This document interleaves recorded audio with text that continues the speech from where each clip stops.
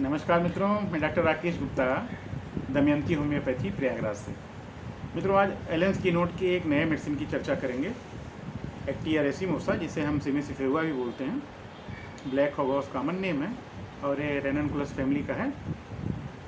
अभी इसकी थोड़ा सा देखते हैं, इसका जैसे टेम्परामेंट है हिस्टीरो यूट्रिक रूमेटिक टेम्परामेंट। 3 चीज़ें हैं, हिस्टीरो यूट्रिक रूमेटिक, ये बड़ा कॉमन है इसमें, क्योंकि हिस्टीरिया और मैनिया और एपिलिप्सी इसमें बहुत यूट्रस से और रूमेटिक का रिलेशन रहता है। तो टेम्परामेंट ये है, और इसका थर्मल चिली है, मियाज मसूरा है, डायथिसिस रूमेटिक एंड गाउटी।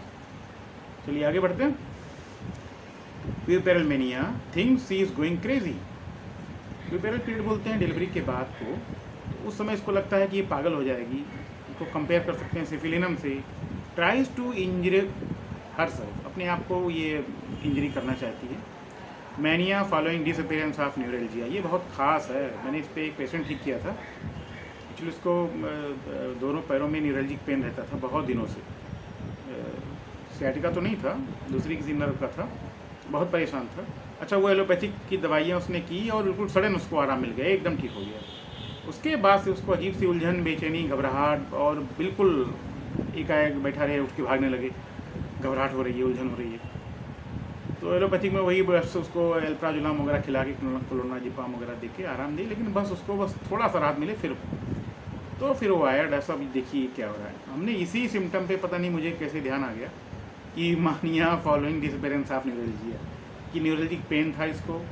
मैंने भी ट्रीटमेंट किया था, लेकिन बीच में छोड़ के वो चला गया एलोपैथिक में, तो उसका गायब हुआ। उसके बाद मैनिया तो नहीं था, लेकिन ये इस तरह से उसको घबराहट, उलझन, बेचैनी थी। मैंने इसको एक्टिया रेशिमोसा, यही सिमिसिफेहुआ 200 में 3 खुराक दिया मित्रों, यकीन मानिए, बिल्कुल हमेशा के लिए। बाकी सेक्लेक वगैरह दिया था, अपनी रूटीन दवाइयाँ, और बिल्कुल एकदम फिट हो गया वो। विदिन वीक उसका सब बहुत आराम होने लगा। फिर धीरे धीरे केवल सेक्लेक ही दिया गया, सब आराम हो गया उसको। तो ये होती है homeopathy. Sensation as if a heavy black cloud had settled all over her and enveloped her head so that all in darkness and confusion। ये एक्चुअली माइंड वाले बहुत अच्छा इसको एक्सप्लेन करते हैं। इसको लगता है कि सब कुछ डार्कनेस और कन्फ्यूज़न है, उसको विचार इस तरह से होते हैं, तो ये इस तरह से सिम्टम दे सकता है। Illusion of mouse running from under the chair, lac caninum और एथ्यूजा में भी है। आगे बढ़ते हैं। Ciliary neuralgia. अब सिलियरी न्यूरल्जिया बड़ी पीड़ादायक चीज़ है भाई। Shooting pain in eyes, intense aching in eyeball, और थ्रॉबिंग नेचर का होता है अक्सर। ये बड़ा दुखदायक होता है, लेकिन होम्योपैथी से बहुत अच्छे से मैनेज होता है। बस पेशेंट आए और इंतजार करे, रुके, थोड़ा समय दे, बिल्कुल मैनेज होता है, बिल्कुल अच्छे से। मैंने कई केसेस ठीक किए हैं। एकिंग और शार्प, अब इसमें पेन की बड़ी वैरायटी है सिमिसिफेहुआ में। एकिंग है, शार्प है, darting, shooting pain in globes extending to temple, globe से लेके टेम्पल तक। देखिए कहाँ कहाँ, ग्लोब से लेके टेम्पल तक, वर्टेस, ऑक्सीपिट, ऑर्बिट, और इसको बढ़ता है ऊपर चढ़ने पे, आराम मिलता है सोने से। आगे बढ़ते हैं। Heart trouble from reflex symptom of uterus और ओवरीज। हार्ट एक्शन सी suddenly impending suffocation, palpitation from least motion. Digitalis type का है। एक्चुअली इससे मैंने केस ठीक किया था। डी टेलिस से याद आ गया, मेरे मामा जी का आई सर्जन है, उनका आए थे इलाहाबाद, तो उनका ड्राइवर था, वो मेरे क्लिनिक पे आया। फिर बाद में कहा भैया मुझे बड़ी दिक्कत हो रही, करीब हफ्ते 10 दिन से अजीब सा है, लगता है हार्ट रुक गया और फिर चलने लगता है अपने आप। फिर वो होता है इसे, मैंने दिखाया भी, दवाई दी कुछ, लेकिन मुझे आराम नहीं हुआ। अजीब सी डर लगा रहता है अंदर, एक लगता है हार्ट रुक गया, और फिर कस के सांस फिर से फूलेगी एकदम, फिर धड़कन शुरू हो जाएगी।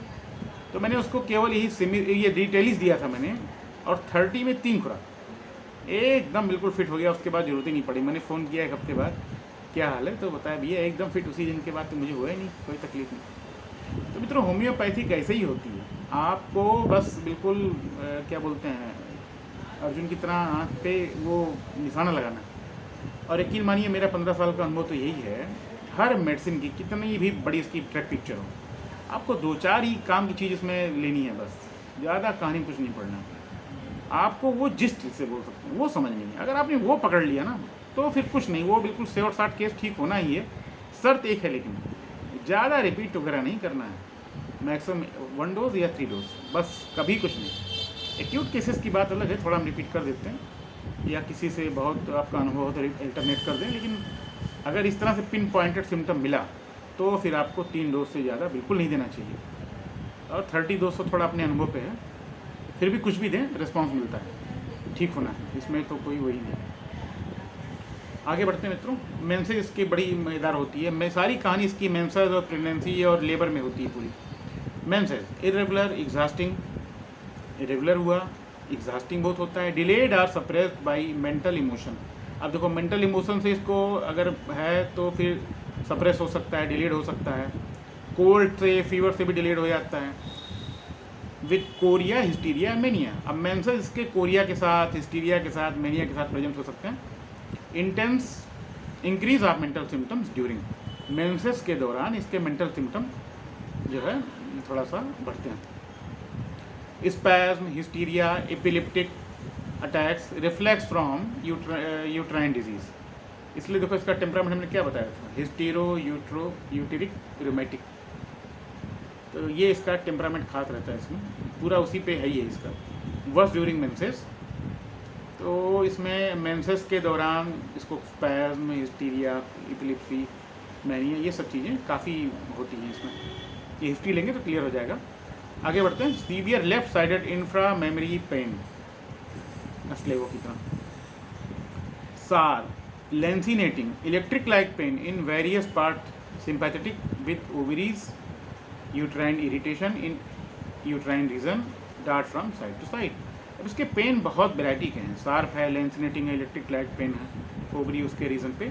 इलेक्ट्रिक लाइट पेन के बारे में तो ये है, आपको मरीज कैसे बताएगा, जानते हैं? मरीज बोलता है डॉक्टर साहब चिलक मार के दर्द करता है, एकदम आया चिलक मार के, ये इलेक्ट्रिक लाइट पेन का ऐसे ही बोलता है पेशेंट, आपको ये समझना है। तो ये बहुत अच्छा इसमें रिस्पॉन्ड करता है। आगे बढ़ते हैं। प्रेगनेंसी, नाजिया होती है, sleeplessness, false labour like pain होता है, सार पेन अक्रॉस एब्डोमेन, पूरे पेट में कहीं भी इसको दर्द हो सकता है, और with uterine irritation, uterine region. Abortion होता है इसको 3rd मंथ पे हो सकता है, सबाइना की तरफ। ड्यूरिंग लेबर, लेबर के समय देखिए प्रेगनेंसी में क्या हुआ, फिर लेबर में। Severe in first stage, convergence from nervous excitement, rigid होती है, pens severe, spasmodic, tedious, aggravated by least noise. After pains worse in the groin. When given during the last month of pregnancy, shortens labor if symptoms correspond. ये बड़ी खास चीज़ है, if symptoms correspond, ये पूरी homeopathy के लिए है। Symptom मिला तो फिर वो कोराइजा से लेके कैंसर तक को ऐसा धुआं होता है कि आप खुद लगता है यार कैसे, तो ये मेन चीज़ है। तो सिम्टम करस्पॉन्ड किया तो शॉर्टन कर सकता है पीरियड को और नॉर्मल डिलीवरी करा सकता है, कॉलोफायरम पल्सोटिला की तरह। Excessive muscular soreness after dancing, skating और अदर वायलेंट मस्कुलर एक्सरसाइज, ये बहुत ज़बरदस्त दवाई है, मैं यूज़ करता हूँ सिमिसिक्यूगा सर्वाइकल स्पॉन्डिलाइटिस के लिए, या मस्कुलर सोरनेस हम लोग आर्निका अक्सर सोचते हैं, लेकिन इस तरह से है जैसे अभी क्या देखिए आगे आएगा, स्केटिंग किया है, काफ़ी ज़्यादा जिम किया किसी ने, बहुत ज़्यादा मस्कुलर दुखन होती है उसको, मतलब इस एक्सरसाइज मस्कुलर कुछ हुआ और उसको फिर बहुत ज़्यादा बिली में या मसल्स में पेन हो रहे हैं, तो आप सिमिसिक्यूगा 30 थोड़ा रिपीट कर सकते हैं, एक्यूट केस है तो बहुत तेज़ रिस्पॉन्स करता है। आगे बढ़ते हैं। Excessive muscular soreness after dancing, dancing के बाद, स्केटिंग के बाद, other violent muscular exercise, rheumatic pain in muscles of neck and back, cervical के लिए बहुत अच्छी दवाई है ये।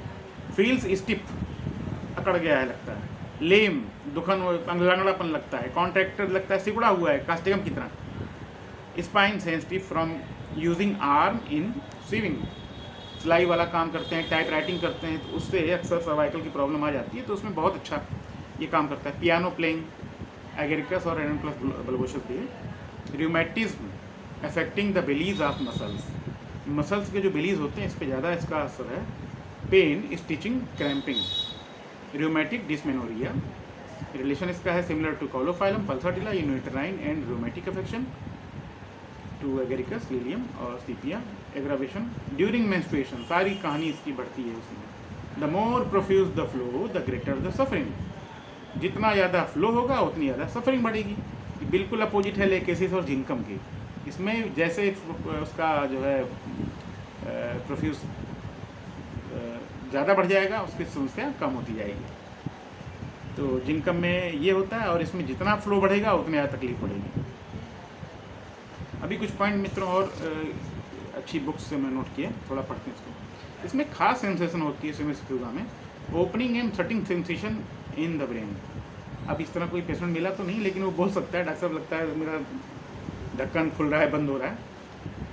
Arthritis that comes on with menopause large joints, ये बहुत खास है और इसको मैं ज़रूर देता हूँ।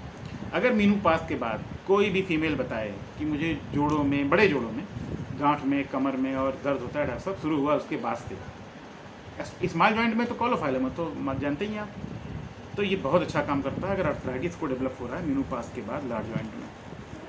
Pen across pelvis from hip to hip, ये तो है पेन में इसके। Displaced liver pain to hip, thighs and back.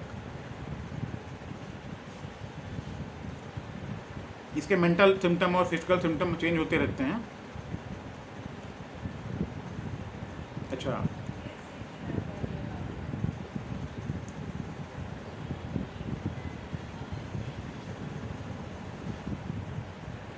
ठीक है मित्रों, तो यही है। अगर आपको वीडियो अच्छा लगे तो लाइक करिए, सब्सक्राइब करिए, शेयर करिए। Thank you.